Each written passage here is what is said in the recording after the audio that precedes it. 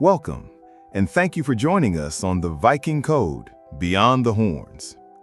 I'm your guide on a journey back in time, a journey into the heart of one of history's most mythologized and misunderstood cultures. When you hear the word Viking, what comes to mind? For most of us, it's a towering barbaric warrior in a horned helmet, a savage raider from the sea, living a life of brutal, chaotic violence. It's an image cemented in our minds by movies, television, and popular culture. But what if I told you that this image is almost entirely a fantasy? What if the horned helmet was a complete fabrication? In this podcast, we're going to strip away the legends and look at the real people who exploded out of Scandinavia at the end of the 8th century. We'll discover that far from being simple brutes, the Vikings were a complex society of explorers, innovators, traders, and poets, driven by forces we can still understand today. A harsh environment, social pressure, and technological genius. Preparing for this, I realized the most accurate modern comparison isn't to a barbarian horde, but to something far more structured and sophisticated. They were a warrior brotherhood with their own code, their own laws, and a revolutionary piece of technology that was, in its time, as significant as a spaceship in the 20th century, the Longship. We'll journey with them from their unforgiving fjords to the coasts of England, the rivers of France, the shores of Spain, and even to the founding of new kingdoms. We'll explore their unique social structure, where women held surprising rights, and the highest form of punishment wasn't death, but exile. We'll delve into a mythology so potent that it promised every warrior who fell in battle an eternity of feasting in the halls of Valhalla. And, in a twist you won't see coming, we'll find out how a 10th century Viking king gave his name to the Bluetooth technology we all use every single day. So settle in as we set sail into the mists of the past to uncover the true story of the Vikings. This is the Viking Code. Chapter 1. The Forging of the Northmen. To truly understand the Vikings, we first have to understand where they came from. Forget the unified kingdoms you see on a modern map. In the 8th century, the lands we now call Norway, Sweden, and Denmark did not exist as nations. There was no King of Norway in the way we think of it. Instead, this vast, rugged Scandinavian peninsula was home to a broad cultural group that Europeans called the Northmen, literally, the men from the north. On the lands of the Rus, they would later be known as Varangians. But they were not Norwegians, Danes, or Swedes. They were simply a collection of clans and tribes living in a harsh and unforgiving land. Let's paint a picture of Europe in around the year 793, the date traditionally considered the dawn of the Viking Age. In the 8th century, the lands we now call Norway, Sweden, and Denmark did not exist as nations. There was no King of Norway in the way we think of it. Instead, this vast, rugged Scandinavian peninsula was home to a broad cultural group that Europeans called the Northmen, literally, the men from the north. On the lands of the Rus, they would later be known as Varangians. But they were not Norwegians, Danes, or Swedes. They were simply a collection of clans and tribes living in a harsh and unforgiving land. Let's paint a picture of Europe in around the year 793, the date traditionally considered the dawn of the Viking Age. In the continent, the climate was relatively mild, allowing for farming and the cultivation of grain. Life was hard, but the land provided. Now, look north to Scandinavia. It's a land of jagged mountains, deep fjords, and dense forests. The soil is poor, and the growing season is short. While there was hunting and fishing, the land was fundamentally much poorer than the rest of Europe. Culturally, it was also far behind. The Franks had written laws, a state religion, a system of taxes, and a professional army. The Northmen had none of this. They were a society of free people, living in clans, but their lives were meager. The romantic image of a Viking roasting a massive leg of meat over a fire is misleading. To get that meat, you first had to hunt it, a difficult and dangerous task. Their tools reflected their poverty. The iconic Viking axe wasn't just a weapon of choice, it was a tool born of necessity. A sword, especially a high-quality Frankish sword, was an incredibly expensive luxury item. An axe, however, was something every household had. So, you have these tribes living in relative poverty, in a land with few resources. What happens next? Chapter 2. The Pressures of a Warrior Society. In any society, a ruling class eventually emerges, and in the early medieval world, this happened through the simple law of the strong. Your property was yours only for as long as you could physically defend it. This was the reality of life. If a stronger group came along, they could take everything you had. It was out of this principle that the first elite class of the Northmen arose. Chieftains, known as jarls or konungs, were simply the strongest leaders who could gather a war band, lead them in battle, and distribute the spoils. These war bands, these brotherhoods, formed the nucleus of Viking power. Naturally, these chieftains began fighting amongst themselves. But what was the point of these local wars? The spoils of war are their true purpose. Imagine you attack a neighboring fjord. You might lose 4 of your best warriors. And what do you gain? A couple of cows? A few sheep? From a practical business standpoint, it was a terrible investment. There was simply nothing of value to take from your equally poor neighbors. This was the first major pressure pushing the Vikings to look beyond their own shores. The second pressure was a unique form of overpopulation, not of people, but of elites. Picture a powerful jarl with 3 sons.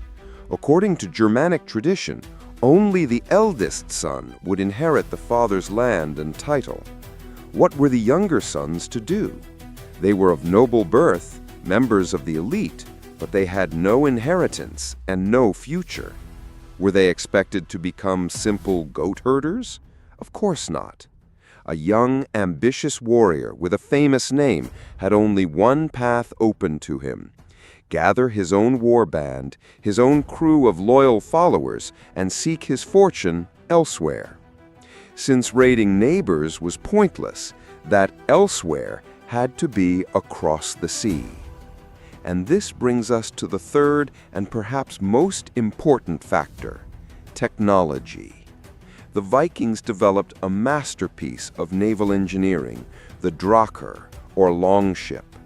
To call it a boat is an understatement. It was a technological marvel, the equivalent of a 20th century spacecraft. It was long, narrow, and incredibly fast. Its symmetrical design, with a high prow at the front and back, meant it could reverse direction instantly without having to turn around, a huge advantage for surprise attacks and quick escapes. It had a sail made of wool for open water travel, but also rows of oars, making it maneuverable in rivers and calm seas. A single massive keel gave it stability and strength. The way its planks were overlapped and fastened made the hull flexible, allowing it to bend with the waves rather than break against them. These ships were so fast that historians estimate a journey from Norway to Iceland could be completed in as little as 5 days with a good wind. It was this combination of economic need, social pressure, and a revolutionary weapon that set the stage for the Viking Age. The Northmen were ready to go a Viking, a term that didn't describe a people, but an activity: to go on a raid. Chapter 3. The Viking Way of Life and Death. Before we follow these longships across the sea, let's step inside a Viking home and understand the society that produced these warriors. Life was centered around the family, or the clan. The core of society was the independent free man who lived with his entire extended family in a large longhouse. These were free people, There was no serfdom, no feudal lords demanding taxes in the way Europe knew them. Kinship was everything. In a dispute, or at a legal assembly, the number of relatives and friends you could bring to speak for you was critical. Justice wasn't always about who was right, but about who had the stronger support network to argue their case. In a world we imagine as brutal, Viking internal law had a surprising feature. While they were utterly merciless to their enemies, the most severe punishment for one of their own was not execution, but exile. To be declared an outlaw, cast out from the community, was considered a fate worse than death. Meanwhile, the rest of Europe used the death penalty liberally for all sorts of crimes. Another remarkable aspect of their society was the role of women. In an age where women across Europe were largely considered property, Viking women were remarkably equal members of society. While they didn't typically rule or participate in legal assemblies, a woman could own and inherit property, and most importantly, she had control over her own life. If a woman wished to divorce her husband, she could simply declare it and leave. This level of autonomy was astonishing for the early Middle Ages. This spirit of freedom and community participation even led to a form of democracy in places like Iceland, where free families would gather at an assembly called a thing to make laws and settle disputes for the entire community. But their lives were also steeped in a dark and fatalistic mythology. Their gods, Odin, the All-Father, the mighty Thor, the trickster Loki, were powerful but also deeply human, constantly fighting, scheming, and feasting. For the Viking warrior, the ultimate goal was to die with a weapon in hand. Such a death guaranteed entry into Valhalla, Odin's great hall, where fallen warriors would feast and fight for all eternity, awaiting the final battle of Ragnarok. In a fascinating testament to their values, two categories of people were granted entry to Valhalla: warriors slain in battle, and women who died in childbirth. To die of old age, to pass away peacefully in your bed, was seen as a misfortune. That would send you to the gloomy, dark underworld ruled by the goddess Hel. This belief system created a warrior who had nothing to fear from death. At home, he had a small farm and a few possessions, but on a raid, he could win immense wealth, fame, and the finest women. And if he was killed, he would go to paradise. For a Viking, it was a win-win scenario. Chapter 4. The Storm Unleashed. For centuries, Europe's coastline had been relatively safe. Suddenly, in the summer of 793, that peace was shattered. Off the coast of Northumbria in England lay the holy island of Lindisfarne, home to a rich and undefended monastery. 3 Viking longships appeared as if from nowhere. The monks were slaughtered. The monastery was ransacked for its gold, silver, and holy relics. And just as quickly as they came, the Vikings vanished back into the sea. This was the lightning-fast, terrifying new form of warfare the Vikings had perfected. Their low-profile longships were hard to spot on the horizon, allowing them to approach undetected. Coastal defenses were non-existent. They could strike, load their ships with anything of value, burn what they couldn't carry, and be gone before any local force could be mustered against them. The attack on Lindisfarne was a proof of concept, and it opened the floodgates. The Vikings who returned home came back not with a few sheep, but with treasure beyond their wildest dreams. Golden goblets, Frankish swords, beautiful jewelry, and fine cloth. For the Vikings, wealth was status. The more you could give to your warband, the greater a jarl you were. This wasn't the invasion of massive armies, not at first. These were small, highly effective raiding parties, perhaps 2 or 3 ships with 40 or 50 men. A brotherhood of warriors, thirsty for glory and wealth, who feared nothing, least of all the Christian God whose churches they so eagerly plundered. The terror spread like wildfire. 795, Vikings land in Ireland. 800, they seize the Shetland and Orkney Islands, beginning their conquest of England. 810, they attack Frisia. 830, they reach the territory of modern-day France for the first time. They weren't just raiding, they were exploring, mapping the coastlines of Europe on their incredible voyages. Look at a map. From their homes in the north, they sailed down the coast past France, around the Iberian Peninsula. In 844, they laid siege to Lisbon. In 845, they sacked Hamburg, and for the first time, the city of Paris.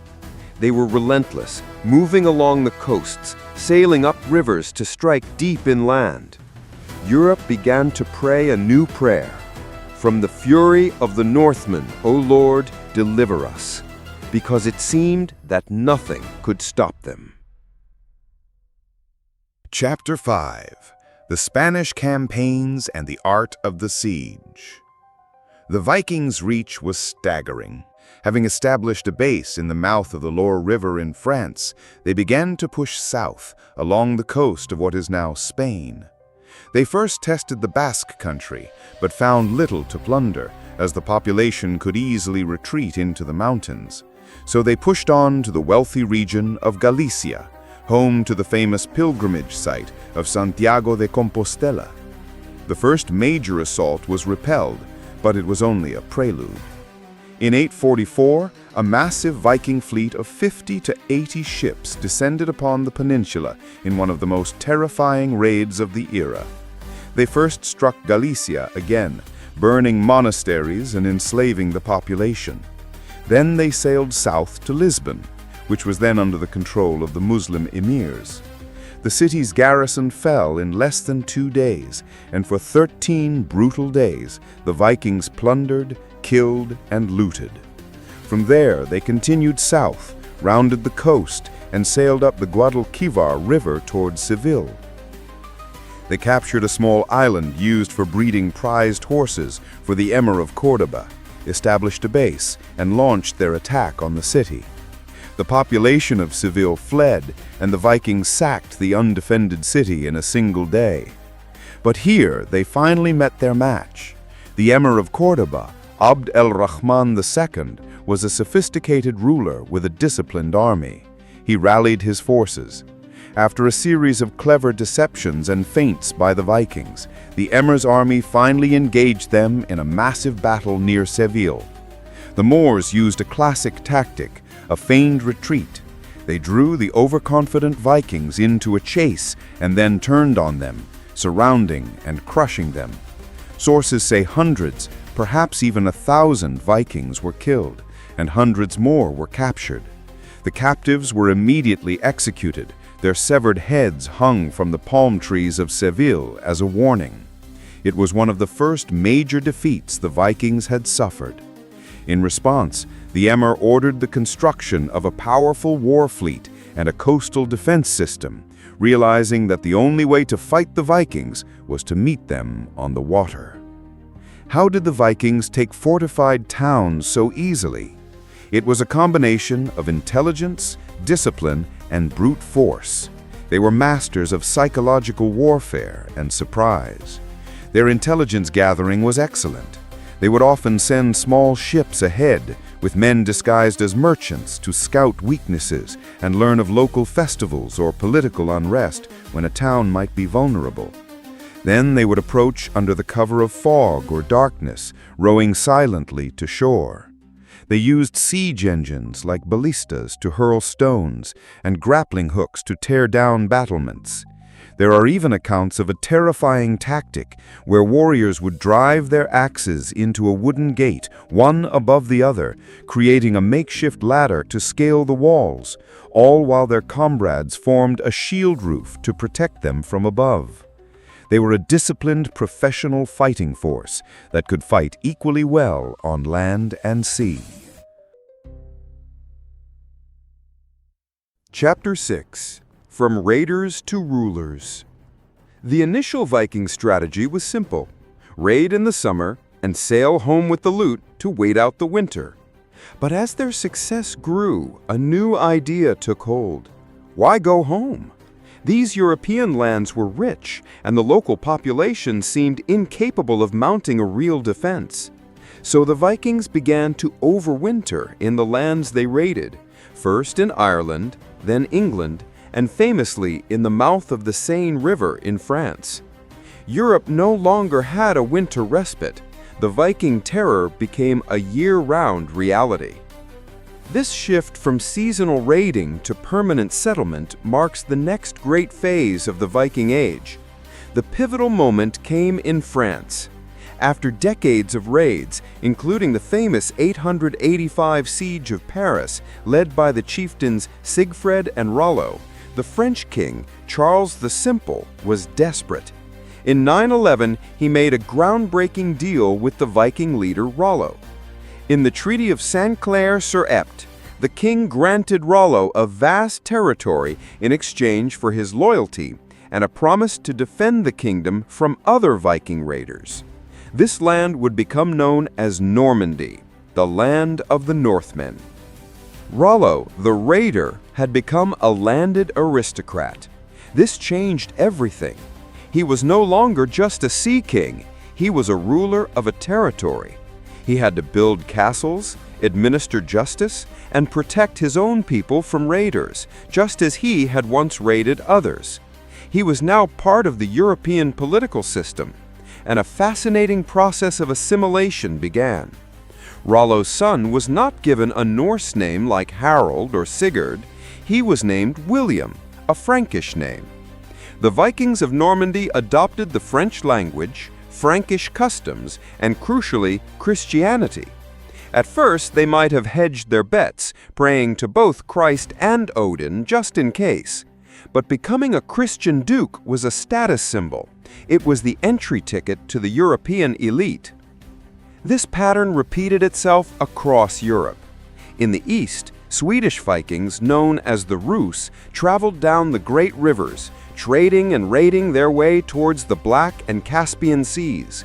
They established control over Slavic tribes, and, according to the ancient chronicles, a Rus chieftain named Rurik was invited to rule over the city of Novgorod in 862.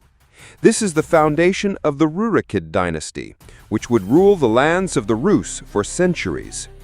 In Sicily, other Norman adventurers would conquer the island and establish a powerful and famously tolerant kingdom. The raiders were putting down roots, transforming from a destructive force into the founders of nations.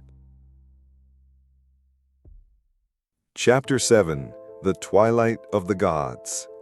All ages must come to an end, and so it was with the age of the Vikings.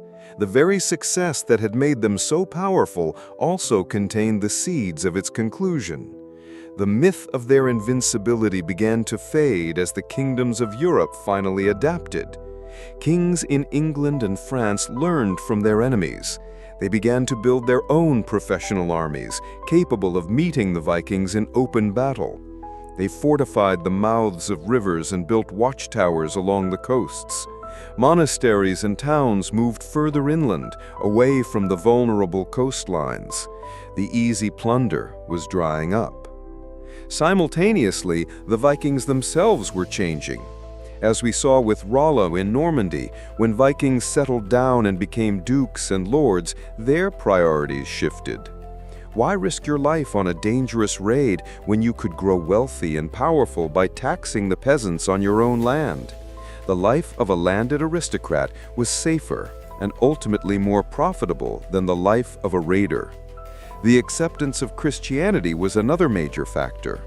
The new religion brought with it a different worldview, one that did not glorify dying in battle in the same way. The path to Valhalla was being replaced by the path to a Christian heaven. As the 10th and 11th centuries progressed, the scattered Viking chiefdoms began to coalesce into organized kingdoms, just like the rest of Europe. We see the formation of the kingdoms of Denmark, Norway, and Sweden. These new monarchs had more in common with the kings of France or England than they did with their free-roaming, raiding ancestors. They built churches, minted their own coins, and waged war with organized armies, not small war bands. The wild, chaotic, entrepreneurial spirit of the early Viking Age was being tamed and institutionalized. The official end of the Viking Age is traditionally marked by a single year, 1066. In that year, two major invasions of England took place. The first was led by the King of Norway, Harald Hardrada, a man often called the last great Viking. He invaded northern England, but was decisively defeated and killed at the Battle of Stamford Bridge. Just a few weeks later, another fleet crossed the Channel. This one was led by William, Duke of Normandy, the direct descendant of the raider Rollo. At the Battle of Hastings, William's Norman army defeated the English, and he was crowned King of England. It was a profound historical irony. The Viking Age ended with a defeat, but its ultimate triumph was a Norman, a Northman, conquering the throne of England, forever changing the destiny of that nation and the world. The Vikings as raiders were gone, but their descendants were now kings. Chapter 8: The Echoes of the Northmen. So what did the Vikings leave behind, besides a trail of burned monasteries and a fearsome reputation? Their legacy is woven into the very fabric of modern Europe. They left us incredible oral literature in the form of the sagas and the Eddas, epic poems and stories of gods and heroes that were passed down for generations before being written down. These tales, like the Elder Edda, are filled with timeless worldly wisdom, a kind of warrior's code of conduct. Quotations like, "The swift tongue brings trouble if you don't restrain it," or "A man should never step away from his weapon, for you never know when you will need a spear on the road," feel as much like a practical guide to a dangerous life as they do ancient poetry. They reshaped the map of Europe, giving their name to Normandy in France, founding cities like Dublin in Ireland, and establishing the dynasty that would become Russia. Their influence on language is immense. Hundreds of common English words, from sky and skin to law, husband, and window, have Old Norse roots. They were master mariners who taught Europe how to truly navigate and conquer the seas. The Norman conquest of 1066, a direct result of Viking settlement in France, introduced feudalism to England and laid the foundations for the modern British state and, by extension, the British Maritime Empire. The roots of Britain ruling the waves can be traced back to a Viking longship.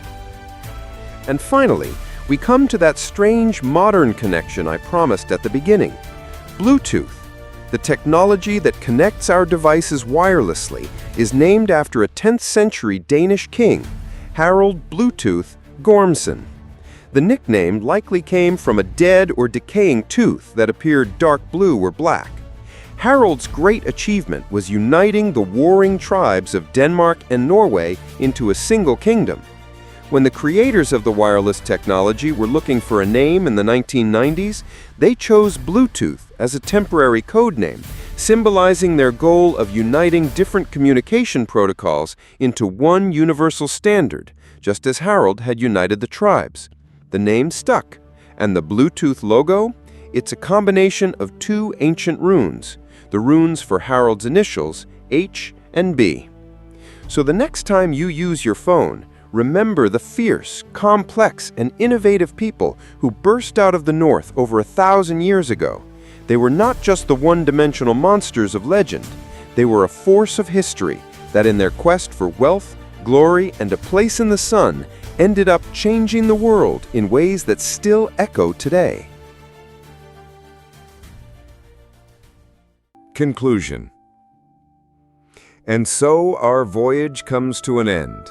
We've traveled from the icy fjords of Scandinavia to the battlefields of England and the sun-drenched coasts of Spain. We have seen how a society born of hardship and scarcity produced a culture of unparalleled ambition and resilience. We've dismantled the myth of the horned helmet and replaced it with the reality of a people who were disciplined warriors, brilliant shipbuilders, pragmatic settlers, and the founders of kingdoms. The Viking Age may have ended in 1066, but the Viking spirit, that relentless drive to explore, to innovate, and to reshape the world, left an indelible mark on history. Their code was not just of violence, but of honor, family, and a profound understanding of the world they lived in. Their legacy is not just in ancient ruins, but in our language, our geography, and even in the technology in our pockets. Thank you so much for listening to the Viking Code Beyond the Horns.